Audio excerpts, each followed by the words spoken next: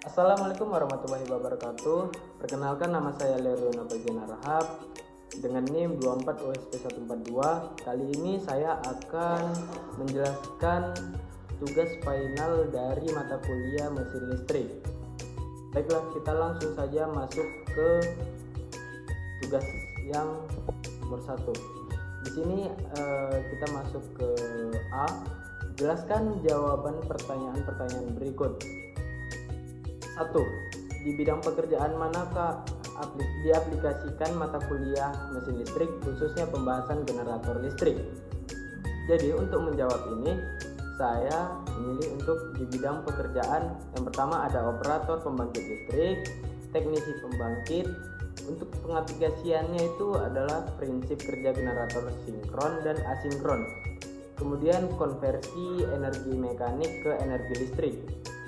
Lalu analisis beban, efisiensi, dan rugi-rugi generator. Contoh nyatanya adalah PLTA, PLTU, dan PLTG.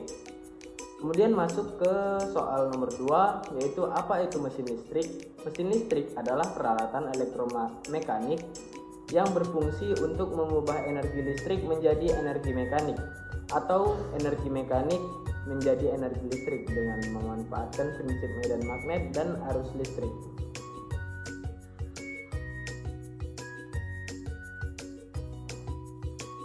Kemudian yang ketiga ada apa itu generator listrik? Generator listrik adalah mesin listrik yang berfungsi untuk mengubah energi mekanik menjadi energi listrik dengan memanfaatkan prinsip kerja induksi elektromagnetik. Kemudian 4. Uraikan klasifikasi pembagian jenis-jenis generator listrik. Jadi generator listrik itu dibagi menjadi 2, ada generator DC dan AC. Untuk generator DC sendiri dibagi lagi menjadi generator DC penguatan sendiri dan generator DC penguatan terpisah. Kemudian untuk generator AC itu terbagi lagi menjadi 2. Ada generator AC sinkron atau biasa disebut dengan alternator, dan yang kedua ada generator asinkron, dan ini juga terdiri dari 1 fasa dan 3 fasa. Kemudian masuk soal yang kelima. Apa itu generator sinkron dan asinkron? Untuk generator sinkron sendiri adalah generator listrik yang kecepatan putaran rotornya sama dengan kecepatan medan magnet stator. Dan untuk generator asinkron adalah generator yang kecepatan rotornya tidak sama dengan kecepatan medan magnet stator. Kemudian lanjut yang soal ke-6. Generator listrik jenis apa yang terpasang secara umum untuk memberi atau melayani listrik ke masyarakat? Jawaban saya adalah generator listrik yang paling umum terpasang untuk melayani listrik ke masyarakat adalah generator sinkron atau alternator sinkron. Kemudian pertanyaan yang ke-7, bagaimana prinsip kerja generator listrik AC? Jawabannya adalah untuk generator AC bekerja dengan memutar medan magnet sehingga terjadi perubahan fluks pada kumparan stator yang menimbulkan tegangan bolak-balik melalui induksi elektromagnetik. Kemudian lanjut yang ke-8, itu ada bagaimana prinsip kerja generator listrik DC. Prinsip kerja generator DC adalah mengubah energi mekanik menjadi energi listrik DC berdasarkan induksi elektromagnetik dengan bantuan komutator agar arus yang dihasilkan menjadi searah. Kemudian lanjut ke soal yang ke-9. Uraikan dan jelaskan fungsi komponen utama pada generator listrik AC. Komponen utama pada generator AC dan fungsinya, yang pertama ada stator adalah bagian generator yang diam, berfungsi sebagai tempat terinduksinya tegangan AC, kemudian menyalurkan energi listrik ke beban dan membentuk medan magnet bersama rotor. Kemudian yang kedua ada rotor. Rotor sendiri adalah bagian yang berputar berfungsi menghasilkan medan, memotong kumparan stator saat berputar sehingga timbulnya GGL atau gaya gerak listrik. rotor sendiri juga terhubung dengan rotor sendiri juga menentukan frekuensi tegangan keluaran. Kemudian ada slip ring. Slip ring adalah cincin yang terhubung dengan kumparan rotor, berfungsi menyalurkan arus eksitasi DC ke rotor dan memungkinkan aliran listrik meskipun rotor berputar. Kemudian lanjut, ada komponen sikat atau biasa kita sebut brass.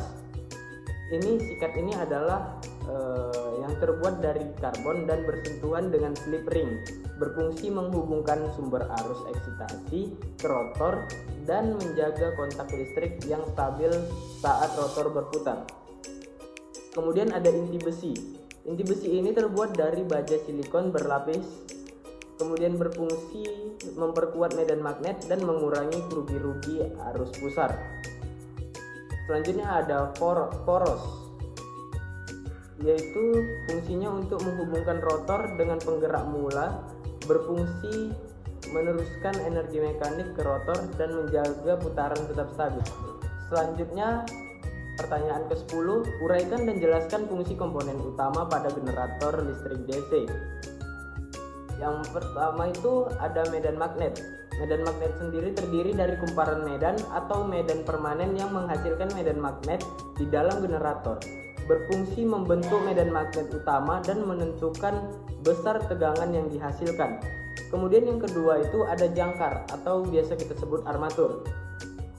Jadi jangkar ini adalah kumparan penghantar yang dipasang pada rotor dan berputar di dalam medan magnet, berfungsi sebagai tempat terjadinya GGL induksi dan menghasilkan tegangan listrik akibat pemotongan fluks magnet.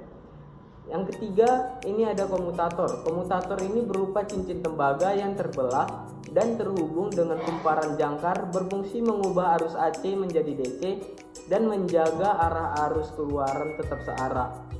Yang keempat ada sikat, terbuat dari karbon dan menempel pada komutator, berfungsi mengalirkan arus listrik dari jangkar ke rangkaian luar dan menjaga kontak listrik meskipun rotor berputar.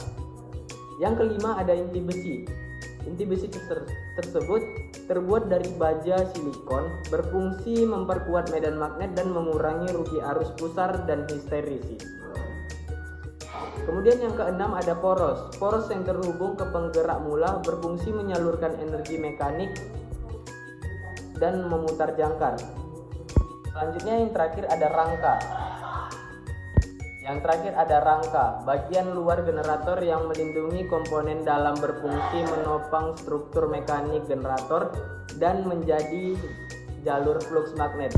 Lanjut ke pertanyaan 11. Jelaskan istilah berikut: eksitasi, kumparan medan, kumparan jangkar, brass, penguatan sendiri, penguatan terpisah. Jadi eksitasi adalah pemberian arus listrik pada kumparan medan untuk menghasilkan medan magnet pada generator. Kemudian kumparan medan adalah kumparan yang dialiri arus eksitasi dan menghasilkan medan magnet. Kemudian selanjutnya ada kumparan jangkar. Kumparan jangkar adalah kumparan tempat terjadinya GGL induksi akibat pemotongan fluks magnet. Yang keempat ada brass atau sikat. Ini adalah penghantar dari karbon yang bersentuhan dengan komutator. Yang kelima ada penguatan sendiri. Penguatan sendiri adalah sistem eksitasi di mana arus medan diperoleh dari tegangan yang dihasilkan generator itu sendiri. Selanjutnya yang terakhir ada penguatan terpisah. Jadi penguatan terpisah adalah sistem eksitasi di mana arus medan berasal dari sumber listrik luar yang terpisah dari generator. Lanjut ke pertanyaan terakhir. Apa perbedaan generator kutub dalam dan generator kutub luar? Perbedaannya adalah untuk generator kutub luar, di mana kutub luar terletak di bagian luar, sedangkan kumparan lanjut ke pertanyaan terakhir. Apa perbedaan generator kutub dalam dan generator kutub luar? Untuk perbedaannya adalah di generator kutub luar, di mana kutub magnetnya terletak di bagian luar, sedangkan kumparan jangkar berada di bagian dalam atau rotor. Sedangkan generator kutub dalam di mana letak kutub magnetnya di dalam, sedangkan kumparan jangkarnya berada di luar atau di stator. Selanjutnya kita masuk ke B. Jawab dan jelaskan hasil analisa output generator berikut. Diketahui output generator E T sama dengan ABC sin omega T volt, atau E alpha sama dengan ABC sin alpha volt dengan frekuensi BCHZ. ABC adalah 3 digit terakhir dari NIM, yaitu 142. Hitunglah dan selesaikan. Yang pertama itu ada di bintang grafik. Untuk grafik sendiri dia maksimalnya di 142 dan minimalnya ada di 270. Selanjutnya B, tegangan maksimal, yaitu tegangan maksimal ada 142 volt. Kemudian V alpha sama dengan 390 sama dengan E alpha dikali 142 sin alpha dikali tegangan 390 derajat sama dengan 142 dikali sin 390. Sin 390 derajat sama dengan sin 390 derajat dikurang 360 derajat sama dengan sin 30 derajat sama atau 0,5. Kemudian V 390 derajat sama dengan 142 dikali 0,5 sama dengan 71 volt. Yang D, V untuk waktu sama dengan 0,216 sama dengan E T sama dengan 142 dikali sin omega T buka kurung 84 V dikali 0,216 tutup kurung. Nah, di sini sama dengan 142 dikali sin 18,144 V radian. Selanjutnya V 0,216 sama dengan 142 dikali sin 3265 dikali 92,92 derajat. Kemudian 142 dikali sin 3265,92 derajat dikurang 9360 derajat. Setelah itu 142 dikali sin 25,92 derajat. Selanjutnya hasil yang didapat kurang lebih 142 dikali 0,4371. Kemudian hasil akhirnya adalah 62,07. Lanjut E. V alpha sama dengan ABC atau 142. Nah, V 142 derajat sama dengan 142 dikali sin 142 derajat. Kurang lebih 142 dikali 0,6157. Hasil yang didapat kurang lebih 87,43 volt.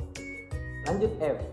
V dengan T 142 sama dengan 142 sin dikali sin 84 V dikali 142. 142 sin 11928 V radian. Kemudian untuk sin 11928 V sama dengan sin 0. Jadi 142 dikali sin 0 sama dengan 0 V. Lanjut G. Untuk mencari V rata-rata dengan rumus 2 dikali V max per V sama dengan 2140. 2 dikali 142 dibagi V. Hasil yang didapatkan adalah 284 dibagi V. Kemudian hasil akhirnya adalah 90,39 volt. Dan yang terakhir ada tegangan efektif. untuk tegangan efektif dengan rumus Pmax dibagi akar 2 sama dengan 142 dibagi akar 2 adalah 71 akar 2, kurang lebih hasil akhirnya adalah 100,41 volt. Lanjut ke nomor 2. Diketahui hasil pengukuran voltmeter pada sebuah stop kontak ABC volt atau 142 volt. Berapakah tegangan sesaatnya? Untuk mencari tegangan sesaat yaitu dengan rumus Vp sama dengan Vrms dikali akar 2. Jadi Vp sama dengan 142 dikali 1,414. Hasil yang didapat adalah 200,788 volt. Lanjut ke pertanyaan C. Jelaskan jawaban pertanyaan berikut ini. Pertama, ada berapa jenis beban generator dan penyebabnya? Jawaban saya ada 3. Jadi ada beban resistif, kemudian induktif, dan yang terakhir ada kapasitif. Untuk resistif sendiri adalah beban yang hanya memiliki tegangan tahanan R, penyebabnya energi listrik langsung diubah menjadi panas atau cahaya dan tidak ada elemen induktif atau kapasitif. Selanjutnya ada beban induktif. Beban induktif adalah beban yang mengandung induktansi seperti kumparan. Penyebabnya adalah adanya kumparan yang menyimpan energi dalam medan magnet dan menyebabkan arus tertinggal atau lagging terhadap tegangan. Kemudian yang terakhir ada kapasitif. Beban kapasitif adalah beban yang mengandung kapasitansi. Penyebabnya adanya kapasitor yang menyimpan energi dalam medan listrik dan menyebabkan arus mendahului atau leading. Nah, lanjut yang pertanyaan nomor 2. Jelaskan efek pada generator jika dibebani resistor murni. Efek pada generator jika dibebani resistor murni adalah arus akan sepasa dengan tegangan stabil dan generator bekerja paling ideal. Lanjut ke pertanyaan yang ketiga, apa yang dimaksud dengan lagging dan apa penyebabnya?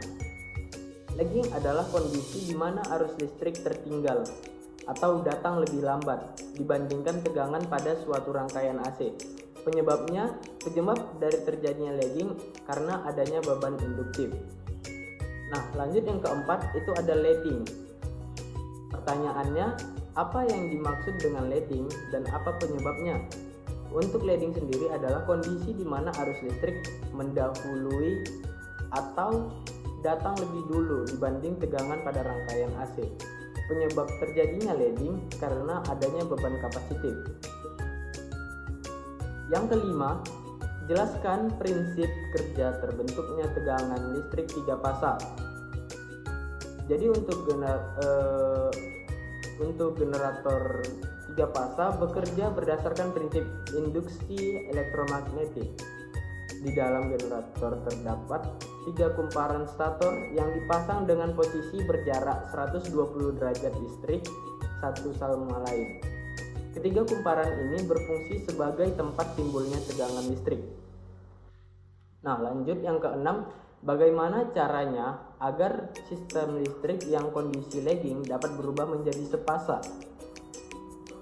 Jadi jawaban dari saya adalah supaya sistem listrik yang kondisinya lagging dapat berubah menjadi mendekati sepasa, caranya adalah dengan cara mengurangi efek induktif dan menambahkan beban kapasitif seperti bank kapasitor.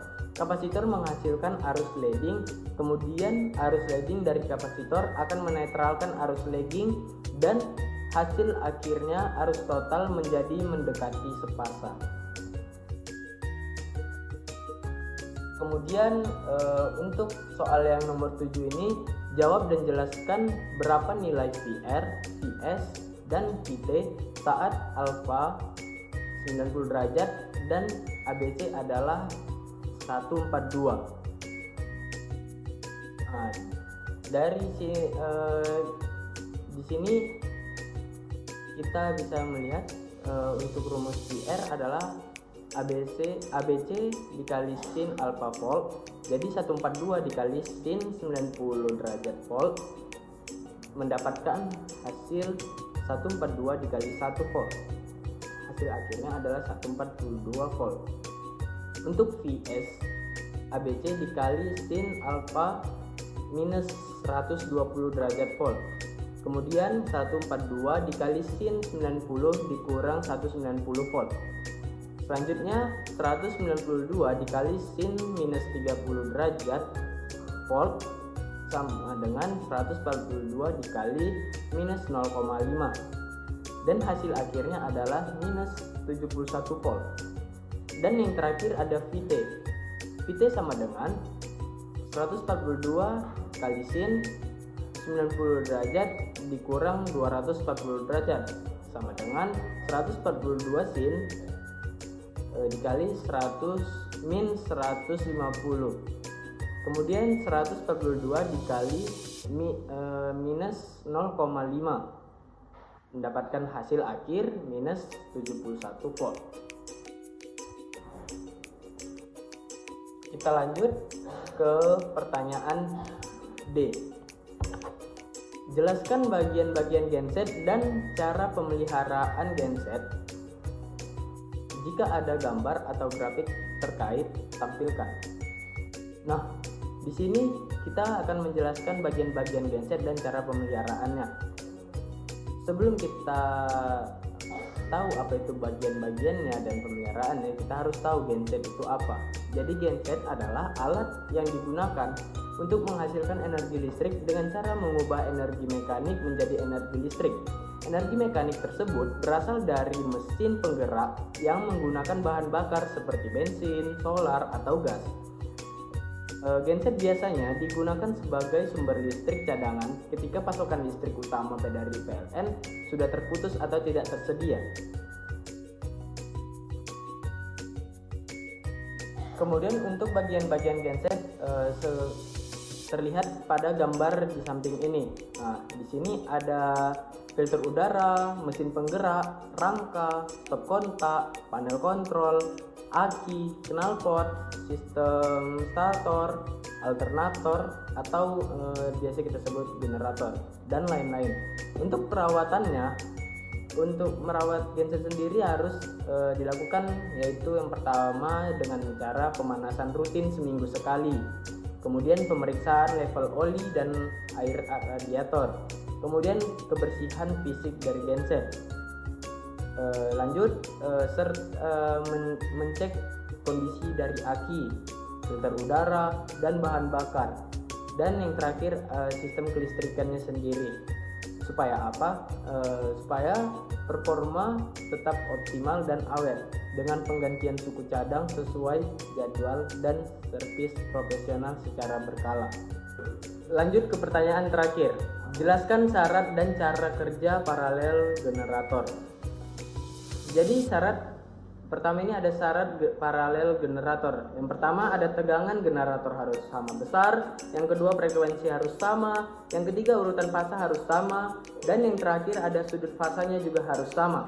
Cara kerja paralel generator adalah dengan mengoperasikan dua atau lebih generator secara bersamaan untuk melayani satu sistem beban. Sebelum diparalelkan, generator harus memiliki tegangan, frekuensi, urutan fasa, dan sudut fasa yang sama. Setelah kondisi ini terpenuhi, generator diperhubungkan ke sistem menggunakan circuit breaker. Saat beroperasi, masing-masing generator akan berbagi beban. Pembagian daya aktif dengan satuan kilowatt diatur dengan mengubah kecepatan mesin penggerak, sedangkan pembagian daya reaktif atau kifar diatur dengan mengubah arus eksitasi, sehingga sistem tetap stabil dan pasokan listrik lebih andal. Sekian video presentasi dari mata kuliah final mesin listrik. Jika ada kesalahan maupun kekurangan dalam penyebutan kata, mohon dimaafkan. Saya akhiri. Wassalamualaikum warahmatullahi wabarakatuh.